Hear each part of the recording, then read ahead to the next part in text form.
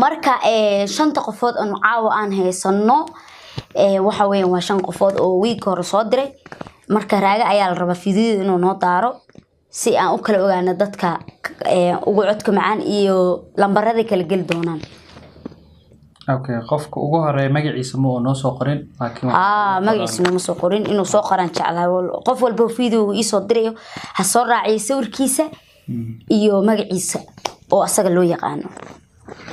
okay video-ga kana aan isla daawano السلام عليكم ورحمة الله وبركاته أنا سلام يا دمان أصحابي كبرم بيتك قالي لذن وحنا ربع أنا كقيب قاتو إن جال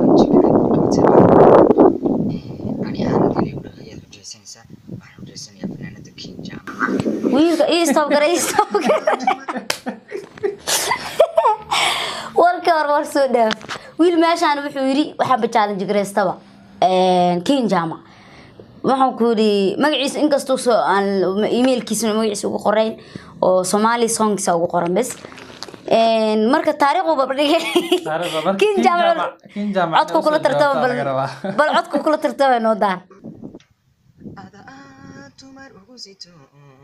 taswiirtaadan tayaha jeclayste inaan tun suro waxaan ka cabsaday dartaa inay digu hudaman كبو أو إي كبو عنها رمد إلي كبو كبو فيسكاي كبو كبحي هوشي كبحي بلنفورا كبحي قبر إي بين كبحي تمر كبعيد كي كأكت أركت ديدا أنو قبي